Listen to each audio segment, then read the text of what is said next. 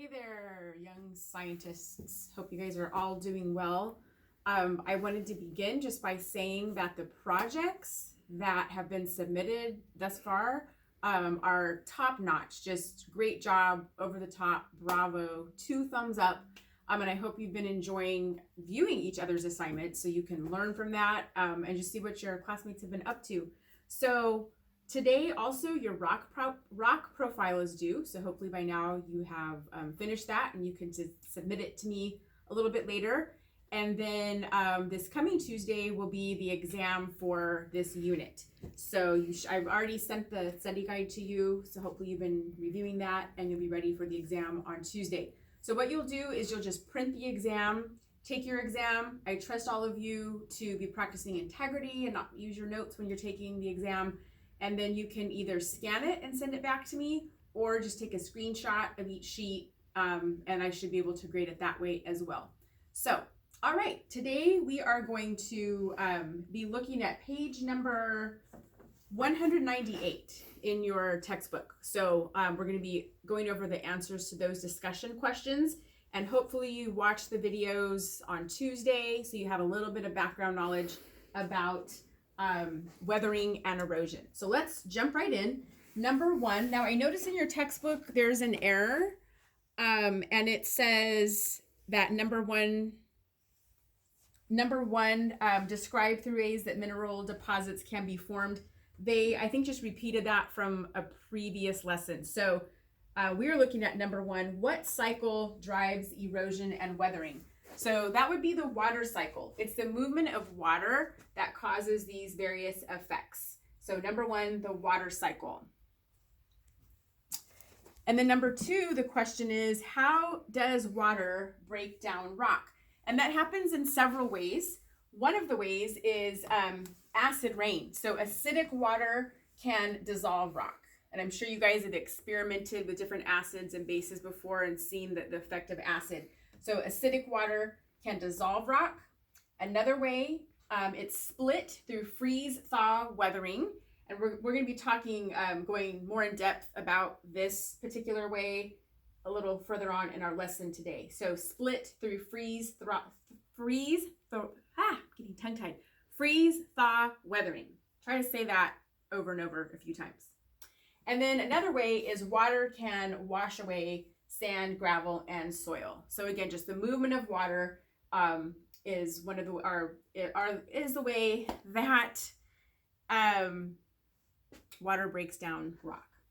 All right, number 3 question: how does the wind break down rock? So what happens with the wind is it's blowing different, maybe soil or sand, rocks, and I have a story about that in just a moment. But it pounds it with small particles that chip away at the rock.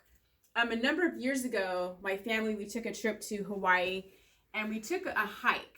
I think we were on the island of, I think it was Kauai, and we took this really, really long hike. I don't know, it must have been like a 5-mile hike, and we hiked to a beach. And we were so excited about hiking this hike. We're kind of going through the rainforest, and it was pretty strenuous.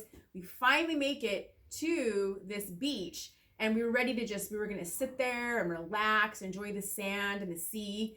And the wind was blowing so powerfully and so strong. It was blowing the sand, which was it wasn't really fine sand. It was very grainy, a lot of broken down little pebbles and shells. So it was almost like sharp, and it was blowing it into our skin, so much so that it was almost like it was embedding into our skin. And I think we spent maybe 10 minutes on that beach, and we're like, you know what, let's just get out of here, because it was very uncomfortable. So that pounding of those small particles would begin to chip away at the rock. So that would be number 3, how the wind breaks down the rock, because that was really breaking down our skin that day.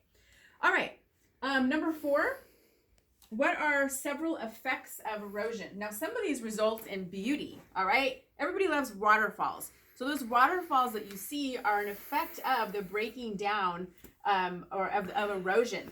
So the formation of valleys, waterfalls, gorges results in landslides, which are not a good thing, sediment deposits, and lakes.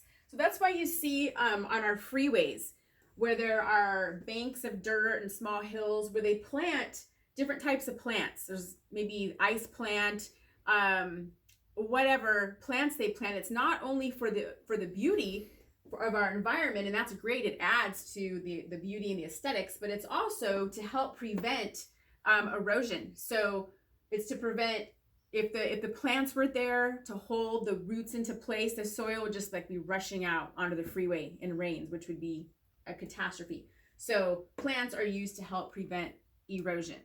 All right, for the next one, number 5, I want you to actually go ahead and turn over to page number, I think, let me just double check.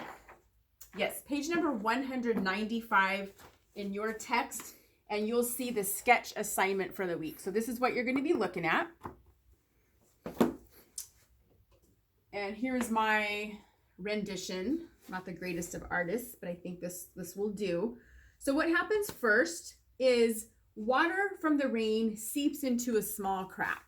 So picture this rock, maybe a large rock, and water from the rain will seep into the small crack. Also on this page, you want to be sure that you label at the top of the page, freeze, thaw, weathering. Freeze, thaw, weathering, because that's where this diagram is showing.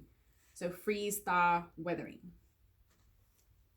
So first, water from rain seeps into a small crack. Now, I actually have a fun little activity that you guys can do maybe at home. I'm sure most of you have eggs.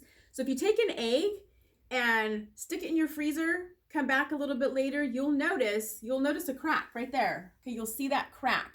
So this is what's happening, that it expands and causes that crack, much like what happens in freeze, thaw, weathering. Then next, the water freezes and expands, causing crack to widen, allowing more water in. So just like here's the crack, the water expanded, resulting in the crack. And then you could actually maybe put some more water in there. That's what happens in nature with these rocks. And then what will happen is the temperature rises, okay?